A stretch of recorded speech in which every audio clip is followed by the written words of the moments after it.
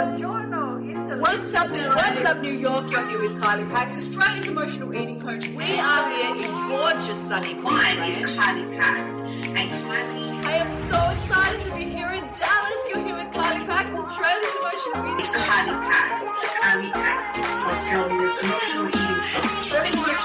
Australia's emotional eating coach. Kylie Pax, Kylie Pax, Kylie Pax.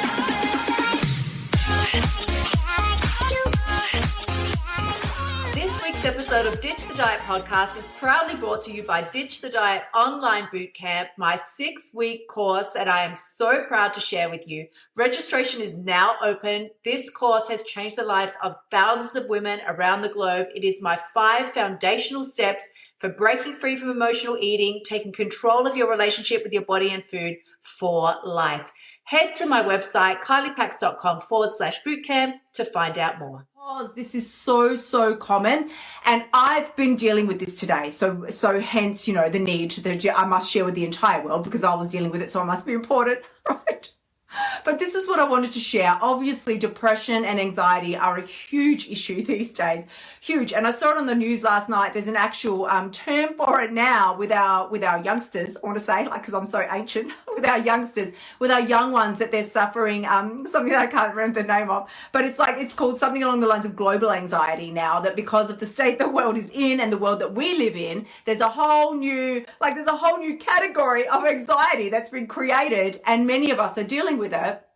It's like a global anxiety type thing, because we are, as much as social media has the ability to disconnect us, it also has the ability to intricately connect us. Do you like that? It's like an interwoven web, right? There's no escape. We are connected, right? We're internet or no internet, we're connected. But this is the thing that I think is very, very common when it comes to people dealing with depression, anxiety, is you see this freaking message everywhere. I'm going to try really hard not to swear, but I may not be successful at that because this really gives me the shits, right? You see this, and I've been guilty of saying this myself. You're not alone. You're not alone. If you're feeling sad, you're not alone. And I'm like, I'm going to stab the next person that tells me I'm not alone. I'm going to fucking stab them, right? Okay, this is metaphor. This is not literal, people. This is not literal. I would not be smiling like this if I really meant it. I don't mean it. I don't mean it. But it's very common. You're not alone. You're not alone. And I'm thinking, FFS, right? Like, seriously, what do you want me to do with that freaking information? You're not alone. Oh, no shit. I know I'm not the only person that's dealing with this level of depression, anxiety. Like, you literally feel, and again, it's very different and personalized. Like, I think this is the beauty of depression. It's like a very personalized illness for every single person that it likes to slot itself into, right? It's not the same for everybody. And that is why I think the medical industry is still trying to catch up, really, with the rate at which it's exacerbated itself within society in general and within so many of our lives. Like, hi to everybody that's here. I want to say, I might give you a little wave, but thank you so much for everybody that is dropping on. But for those of you who don't know, yes, I fell into the deep abyss of depression probably a couple of years ago now, maybe more, a couple of years ago. And it was severe, really, really severe. I was gone. I was just a sobbing mess on the floor, couldn't function, right? Could not function whatsoever. I'm not going to go into the whole thing now. You can message me, feel free to PM me if you feel so inclined. I'm more than happy to share. But it was horrendous, right? Horrendous. So I know, went all the way to I'm just going to say went all the way to the end. And for those of you who perhaps deal with this, you understand what I mean when I say the end. This is what it's like, right? I have come to this determination that there is not one person on the planet that wants to end their life. Nobody wakes up one day and goes, I think I would really love to end my life now. Nobody wants to do that. The only reason, I believe, personally, this is just my personal belief, the only reason that even pops into somebody's headspace is because the pain of existing with this amount of mental torment is worse than the pain that we would think would be associated with leaving, right? Nobody wants to leave. We don't want to leave. We just want the pain to end, and we don't know how. So hence, this is what started this live stream tonight. I'm like, how do you make the pain end? Because I was driving home, as I said so merrily when I started today. And can I just say, can we all just take a moment? You see me now. Do I look like the face of depression? No. I swear, I guarantee you, there is not one person here watching the live stream that would go, that's a really depressed bird. Jeez, I bet you she's dealing with depression, anxiety. Nobody's going to think that. Look at me, right? I'm happy, I'm jolly. And this is what's so scary about it, right? We have and I'm not saying I'm not happy right now. I'm delighted to be with you all. But we have these moments where it gets a little bit ugly and you're not so happy. You're not so happy. But hearing somebody tell me, you're not alone, it's gonna end. Oh wait, the best one of all. You've got so much to live for. I'm cracking me in the head like this, crack, like that, crack. Like I want to get a coconut or the nearest thing closest to me is just like kaboof. Like, I know that, you moron, but it doesn't change how I feel, because I honestly do believe, again, different levels for different people, different levels, but it truly is, in my experience, it's a chemical imbalance. It's not fucking normal. It's not normal to feel this way. Now, it's normal to have periods, though a dog died, this or that, of course, but long extended periods of unexplained deep sorrow, not normal, not, right? We all know we have more to live for. Don't tell me these stupid, obvious things, right? I know that. I just want the action steps. Now, you might not be like me, like type A personality, like super over the top hyper, like just give me the action steps so that I can fix the problem and move forward, right? This is what it's about. I just want the action steps. I just need to know what to do. And thus far in my journey, right, no matter who I've seen, how many people, how many professionals I've sat down with, nobody's told me what to do. Everybody's helped me rehash my childhood. I don't need to rehash my childhood one more time. My childhood was like a Disney movie. It was fantastic, right? My parents were amazing. My sibling was fabulous. Everything is amazing. It doesn't, sometimes it stems from there. Sometimes it doesn't. We all have our little traumas.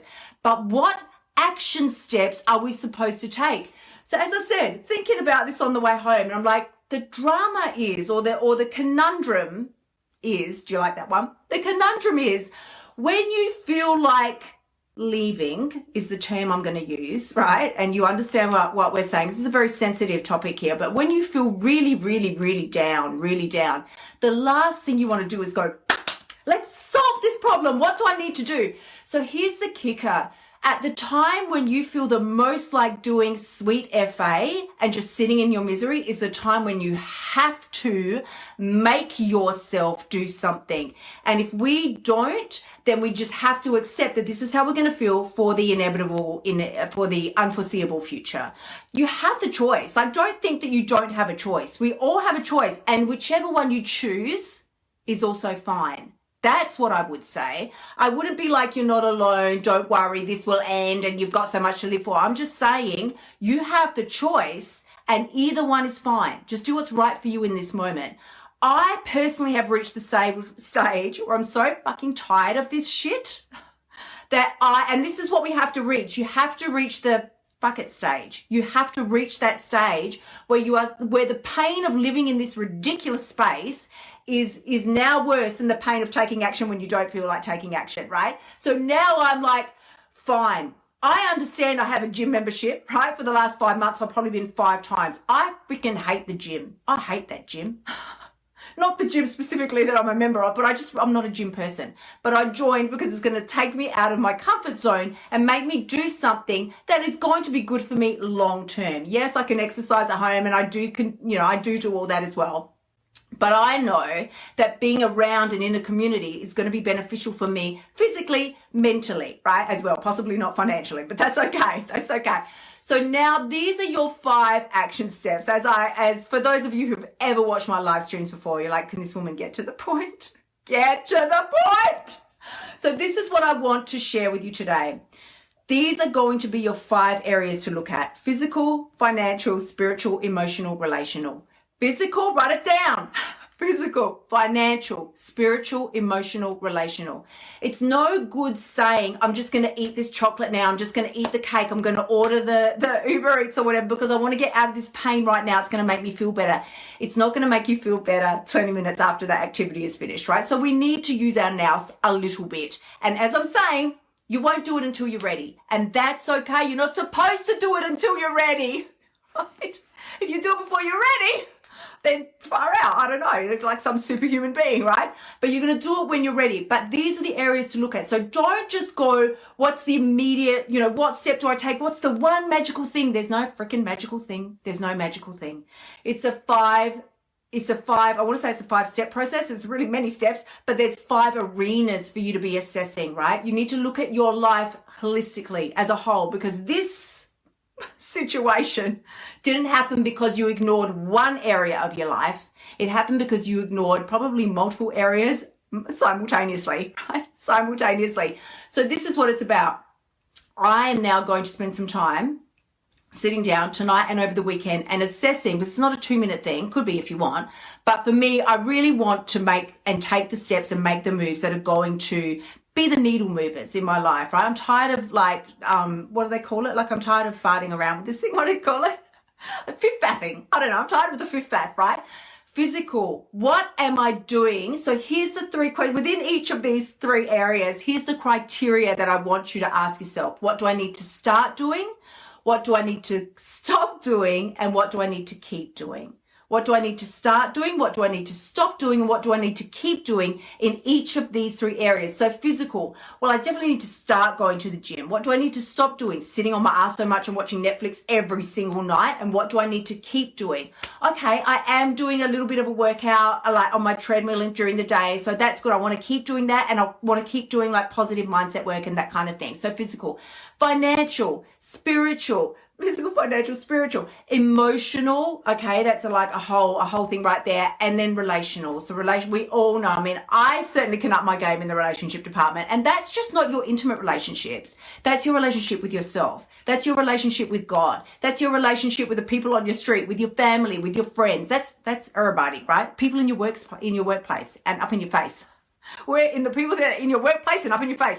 Well, for those of you who are dealing with depression, anxiety, or any other kind of emotional, mental, or physical illness or challenge, right? Let's not just box things in, just a challenge, right? Sometimes it does push you to the edge and you think about what I'm going to call leaving, right? Leaving. You want to leave because you can't stand the pain of living this way anymore. And lucky me, I'm so fortunate to have fallen into all these different categories. Okay. So for those, many of you know, I've dealt with lupus and I still deal with lupus many days of my life. And it's extremely painful. That did push me to the point where I considered leaving. And then of course, the mental and the emotional issues. And, there's many horrendous things that I could share with you, but how freaking depressing is that? God, it's bad enough that I have to live with it. Why the hell do I want to offload it all to you? So this is what I'm saying.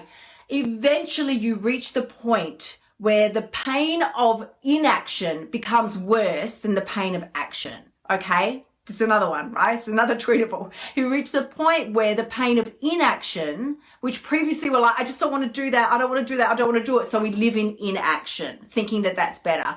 But eventually that pain becomes so bad, right? That the pain of inaction is now worse than the pain of taking action. That's when you're going to finally do something. And that's where I've really reached. And it's taken me quite a while to get there. I always say I'm a bit of a slow learner. I will say that much, but it's taken me a while to get there. But this is what I needed to hear and do and share with you all today, is that if you are also in this place, feel free to PM me. I'm more than happy to chat and we can, work through things together. If you feel like you need a community or a buddy or somebody, because this was the other thing that did pass my mind.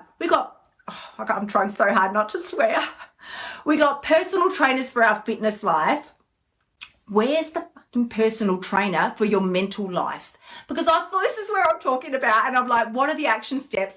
I know the action steps and I've shared them with you, right? You need to look at each of those 5 areas of your life: physical, financial, spiritual, emotional, relational. And within each of those 5 categories, ask yourself, what do I need to start doing? What do I need to stop doing? Start, stop, and what do I need to keep doing? Okay, because it's not like you're not doing anything right. You're doing some incredible things. There's some things you want to hold on to. You don't want to ditch everything. But I thought, here we run around with our personal trainers for our fitness. See how this is clearly the sign for fitness. We've got personal trainers for our fitness life. Where's the personal trainers? If somebody's like wants to message me with a business idea, we need personal trainers for our mental life. And I'm literally talking someone to come to your damn door in the morning, bang, bang, bang, get you out of bed, make you do the things you need to do when you're really in that very, very low depressed state. Because that's what I'm saying. I couldn't do it to save myself. I really needed somebody, but I didn't have anyone. So it's taken me a long time. So I'm not saying I didn't get there or you can't get there. It's just taken me a hell of a lot longer. I would have loved to have had somebody to drag my ass, right?